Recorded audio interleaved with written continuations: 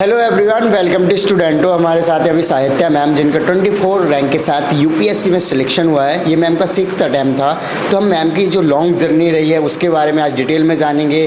क्या उनकी स्ट्रेटजी रही है, क्या बुक लिस्ट रही है, और उनको लास्ट अटैम्प्ट में उन्होंने क्या कमियाँ करी जिसकी वजह से उनका सिलेक्शन नहीं हुआ।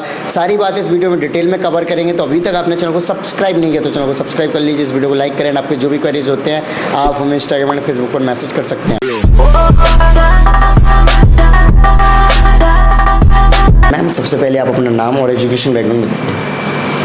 मेरा नाम साहित्य है और मैंने बी फार्मेसी किया था और उसके बाद मैंने मास्टर्स इन इंडस्ट्रियल फार्मेसी किया था न्यूयॉर्क यूएसए में। और उसके बाद मैं ऑलमोस्ट 18 मंथ्स से 20 मंथ्स तक मैंने जूनियर साइंटिस्ट की तरह काम किया था न्यू जर्सी में। और उसके बाद मैं वहाँ से रिज़ाइन करके यहाँ पर सिविल सर्विसेज की प्रेपरेशन करने के लिए आ गई इंडिया में। और तब से 2015 से मैं प्रेपरेशन कर रही थी। ओके, सो 2015 से आप प्रिपरेशन कर रहे हैं। मैम, आपने 6th अटैम्प्ट दिया, तो मैम इसकी जर्नी बताइए कि कौन सा अटैम्प्ट कब दिया, उसका क्या रिजल्ट रहा। ठीक है। सो 2015 और 2016 में मैंने 2 बार प्रीलिम्स नहीं क्लियर किया। 2015 तो मैं तभी वापस आई थी फ्रेशली और फिर बिना कुछ प्रॉपर प्रेपरेशन के मैंने दे दिया था। तो रिज़ल्ट तो ऑब्वियसली नेचुरली नहीं हुआ था मेरा। और उसके बाद 2016 में मेरी ऑलमोस्ट 2.5 से 3 मार्क्स तक ऐसा छूट गया था मेरा प्रीलिम्स, तब का कट ऑफ। और उसके बाद 2017 से मैं लगातार प्रीलिम्स में क्वालिफाई हो रही थी और ये मेरा 4th मेंस है। और मैंने 2020 में मेंस भी क्लियर किया था और इंटरव्यू भी दिया था तभी। तो राइट मैम, सो एक लॉन्ग जर्नी के बाद आपकी इतनी अच्छी रैंक के साथ सिलेक्शन हुआ है, तो मैम आपका रिएक्शन क्या था? देन आपके फैमिली वालों का क्या रिएक्शन था? रिएक्शन तो हैप्पी तो थी। हैप्पीनेस से ज़्यादा रिडेम्पशन का फीलिंग है और रिलीफ का फीलिंग है। तो और फैमिली वाले भी रिलैक्स्ड है। उनका हैप्पीनेस से ज़्यादा वो भी रिलैक्स्ड है और रिलीव्ड है कि मैंने इस बार क्लियर किया। तो अच्छा ही फीलिंग है, अच्छा फीलिंग है। Right ma'am, so first time जब आपने बताया कि आपने ऐसे ही एग्ज़ाम दे दिया था ज़्यादा प्रिपरेशन करने, मैम स्ट्रेटजी बताइए कि प्रीलिम्स के लिए एक्चुअल में क्या स्ट्रेटजी आप फॉलो करते हैं, क्योंकि आपने 4 टाइम प्रीलिम्स क्लियर कर रखा है। जी, एक्चुअली मैंने प्रीलिम्स के लिए स्ट्रैटेजी तो ये बता सकती हूँ कि जब मैंने पहले से ही शुरुआत किया था। मैं विशाखापट्टनम से एक्चुअली मैं वहाँ पर लक्ष्य इंस्टीट्यूट में मैंने पढ़ाई शुरू किया था।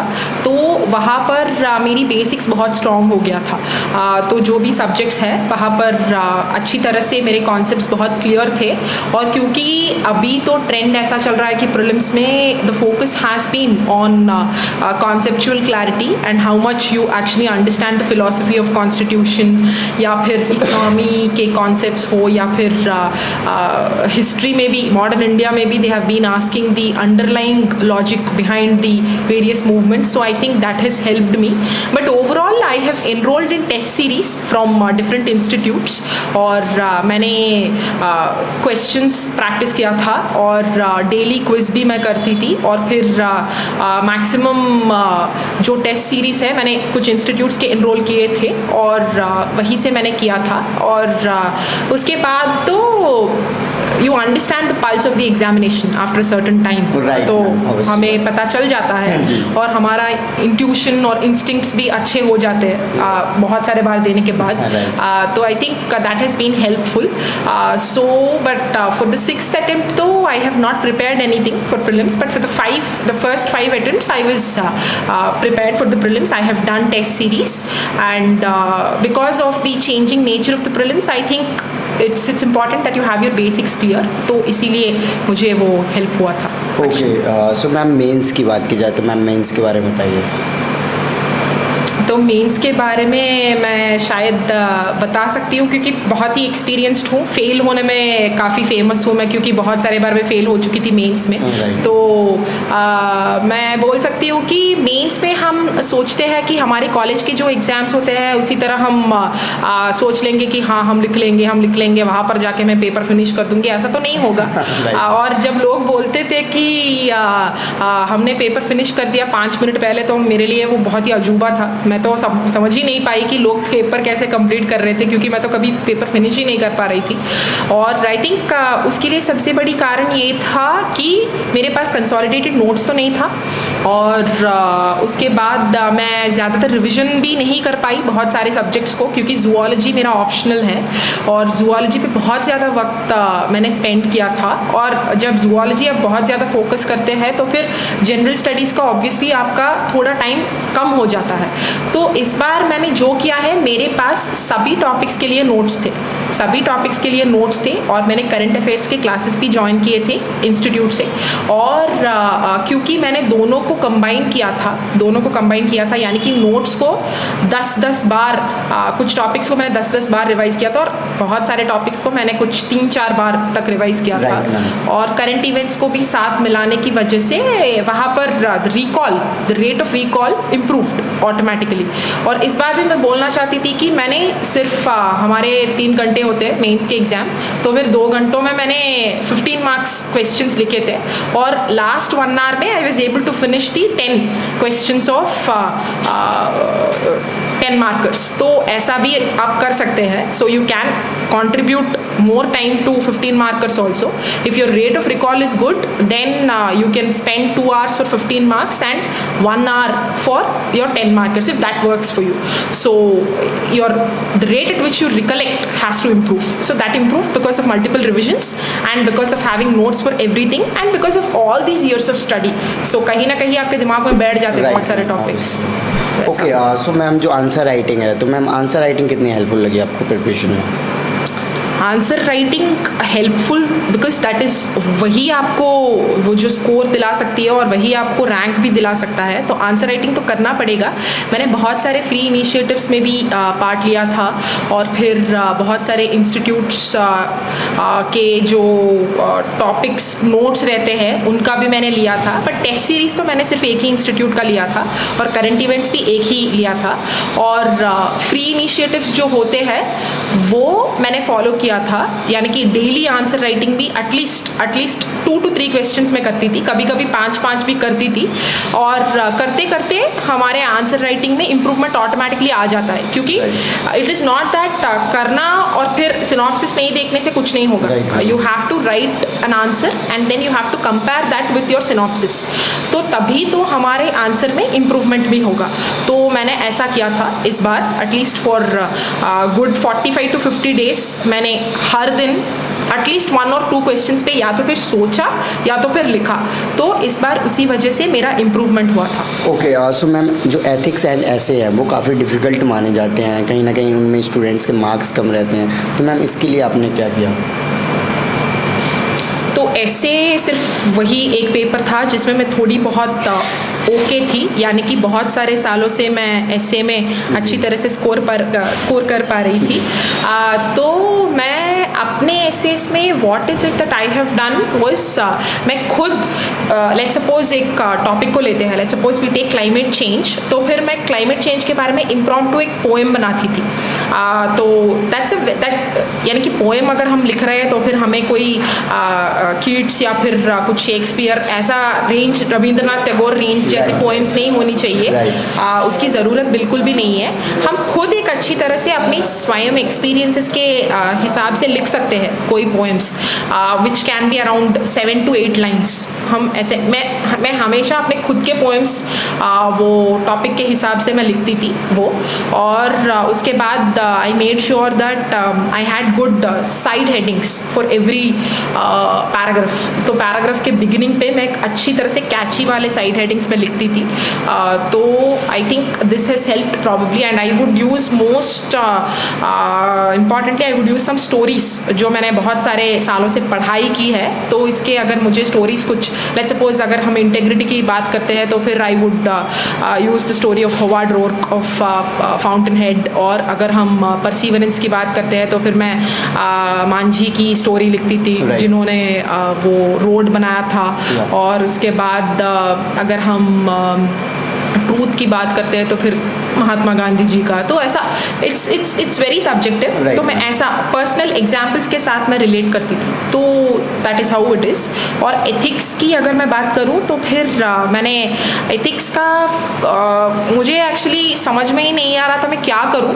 मैंने क्लासेस भी लिया था और फिर मैं कुछ प्रैक्टिस भी कर रही थी, पर nothing has worked. I think the only thing that changed this time was, पहले मैं पिछले 3 मेंस में मैं केस स्टडीज़ पहले कंप्लीट करती थी और थियरी क्वेश्चंस लास्ट में छोड़ देती थी, तो इसीलिए the last few theory questions the quality of them used to be diluted. तो इस बार मैंने उसको उल्टा किया, तो पहले मैंने थियरी के क्वेश्चंस लिख दिए थे क्योंकि थियरी क्वेश्चंस मेरे स्ट्रॉन्ग पॉइंट्स थे, क्योंकि अच्छी तरह से एग्जाम्पल्स लिख के उसमें हम लिख सकते हैं।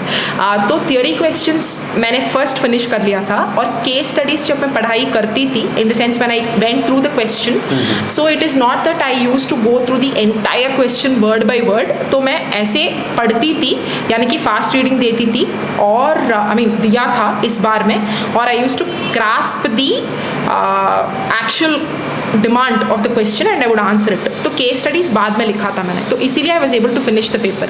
And of course D K Balaji sir का बुक मैंने पढ़ा था, इट वॉज वेरी हेल्पफुल। जो आपका जूलॉजी ऑप्शनल है, तो वो मैम कैसा रहा आपका जर्नी में, और उसमें कितने मार्क्स आते रहे आपके? ज़ुआलॉजी तो डिफ़िकल्ट था एक्चुअली। It's difficult. हम सोचते हैं कि ये साइंस सब्जेक्ट है और अच्छी तरह से स्कोर कर सकते हैं, but let me tell you कि ज़ुआलॉजी स्पेशली अगर आप अभी फ्रेश ग्रेजुएट नहीं है, यानी कि आपके पढ़ाई और आपके एग्ज़ाम के बीच में बहुत सारा गैप है, तो it is very very natural कि हम भूल जाते हैं, सब कुछ भूल जाते हैं एक्चुअली, और सब कुछ फ्रेशली हमें शुरुआत करनी पड़ती है। तो ज़ुआलॉजी डिफ़िकल्ट ही रहा था मेरे लिए इनिशियल फ्यू ईयर्स में। I was interested in it, in spite of that कुछ डिफिकल्टी था उसे पढ़ने में। मैंने स्टैंडर्ड बुक्स तो खरीदा था, सब टॉपिक्स के लिए मैंने स्टैंडर्ड बुक्स खरीदा था और पढ़ाई भी की थी बहुत अच्छी तरह से, तो इसलिए मेरे कॉन्सेप्ट्स तो क्लियर थे। But the only problem that I had was, one is revising zoology, the time was very little mains के दौरान, और उसके बाद to present the answer within that short frame of time, वो difficult था। तो इसीलिए मैंने कुछ जो भी है मार्केट में मैंने मटेरियल भी खरीदा था, और फिर अपने स्टैंडर्ड टेक्स्ट बुक के साथ वो भी मैंने सप्लीमेंट किया था to see how the format is and to see how much is enough. तो वो चेंजेस मैंने किया था। और as far as my marks are concerned, तो 2017 में जब मैंने मेंस दिया था तब मुझे बहुत कम मार्क्स आए थे। I got just about 210 total मिला के, तो that was very less. And 2019 also it was just 222, and in 2020 my marks वर 260, और इस बार मुझे 278 आए ज़ुआलॉजी, जो कि वन ऑफ द बेस्ट या फिर एवरेज से अच्छा है। ओके मैम, सो मैम बात की जाए इंटरव्यू की, तो मैम इंटरव्यू के लिए आप कैसे करते थे?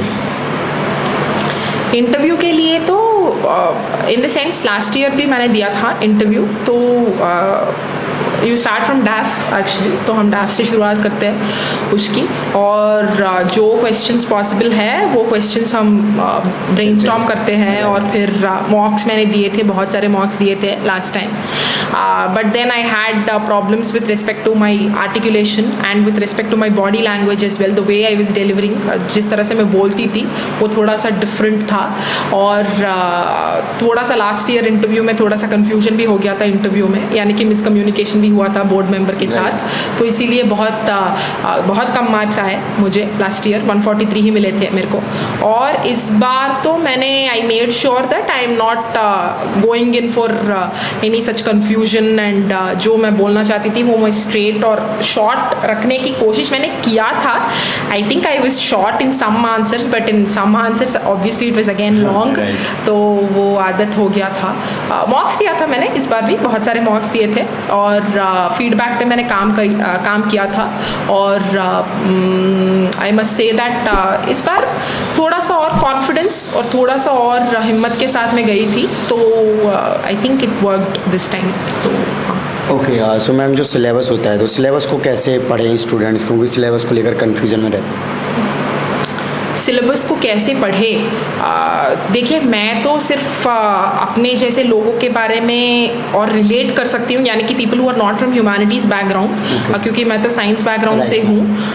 तो हम लोगों को एक्चुअली ये प्रॉब्लम होता है कि हमें इनिशियल स्टेजेस में एटलीस्ट मुझे समझ में नहीं आता था कि मैं क्या ऐसा लिखूँ कि एग्जामिनर कनेक्ट कर पाए इसके साथ। तो वो तो आंसर राइटिंग के साथ ही आता है एक्चुअली, और सिलेबस को कैसे कंप्लीट करे, मुझे तो ऑब्वियसली बहुत ज़्यादा ही दिन लगे, तो I am not the best person to tell about this, but let me tell you कि आप हर एक सब्जेक्ट, यानी कि पेपर 1 में हिस्ट्री, कल्चर, सोसाइटी, ये तीनों आप एक साथ कर सकते हैं, और पेपर 2 में सोशल जस्टिस इनके साथ हम कर सकते हैं, और फिर पेपर 3 का जो NGOs and civil society organisations होते हैं वो सब क्लब करके आप कर सकते हैं। और सिमिलरली पेपर 2 के जो इंटरनेशनल रिलेशंस और पेपर 1 के वर्ल्ड हिस्ट्री आप साथ में कर सकते हैं, so that makes sense actually.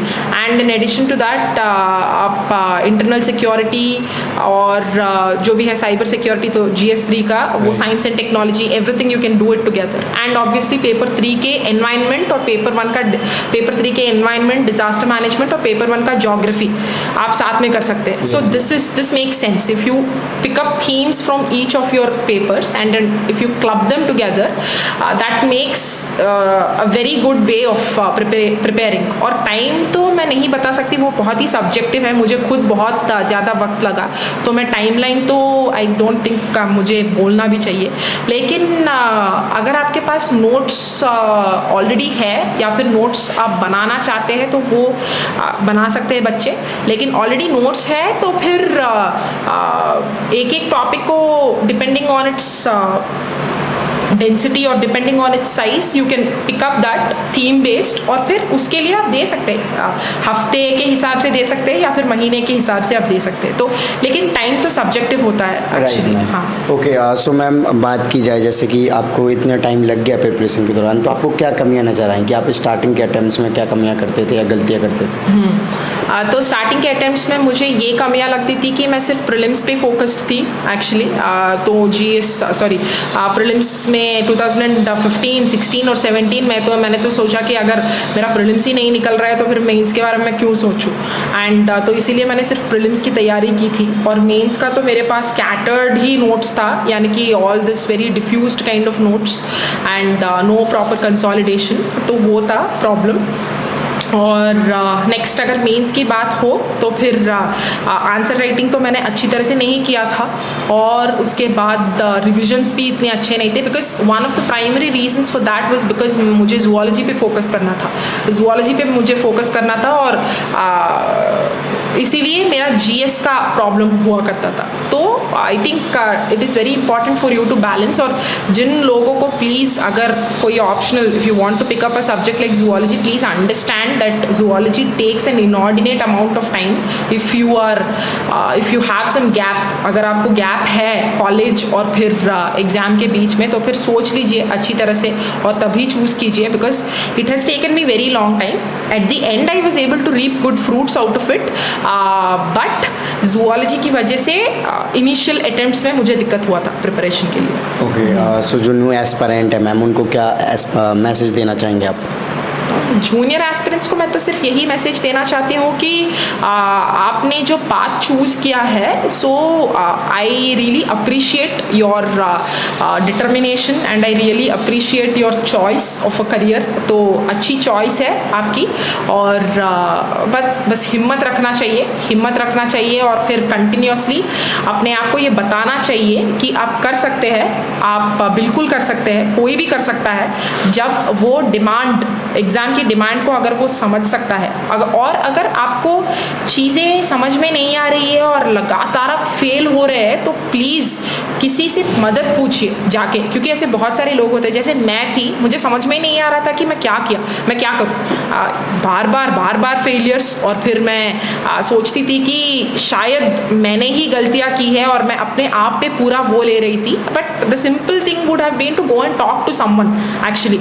कभी कभी हम बहुत सारे बैगेजेस और बहुत सारे इंफीरियरिटी कॉम्प्लेक्स के साथ होते हैं, please take that all from your mind.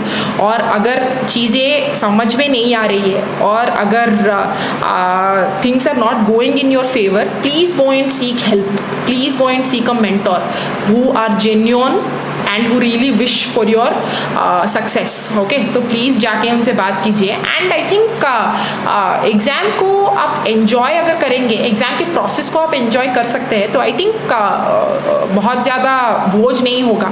So for that you have to find out a method that is more enjoyable to you. ये सबके लिए अलग होता है एक्चुअली। कोई किसी को सेल्फ एक्सप्लेनेशन बहुत अच्छा लगता है, किसी को ग्रुप डिस्कशन अच्छा लगता है, किसी को साइलेंटली पढ़ना अच्छा लगता है। तो I think they have to find out, they have to try, experiment करना चाहिए कि किस तरह से पढ़ाई की जा सकती है। तो when one thing works for them, तो उसको वो कर सकते हैं। So don't be monotonous in your study, बस एक ही तरह से मत पढ़िए, लीनियर नहीं होता ये exam, make it more enjoyable, okay? अगर आप प्रोसेस को एन्जॉय करना शुरू कर देंगे तो फिर it's really good, it's really good. और तो please find out a method that is more enjoyable and stick to that method, then you will see that time just passes by and you also get very competent day after day. Right ma'am, okay, thank you so much ma'am for your lovely message. So guys, देखा ma'am ने अपनी journey को अपनी journey को आपके साथ में detail में शेयर किया। सो आई होप कि आपको वीडियो अच्छी लगी होगी, तो इस वीडियो को लाइक करें एंड चैनल को सब्सक्राइब नहीं किया तो चैनल को सब्सक्राइब कर लीजिए। एंड आपके जो भी क्वेरीज होते हैं आप हमें इंस्टाग्राम और फेसबुक पर मैसेज कर सकते हैं। इन सभी के लिंक वीडियो के डिस्क्रिप्शन में। जय हिंद।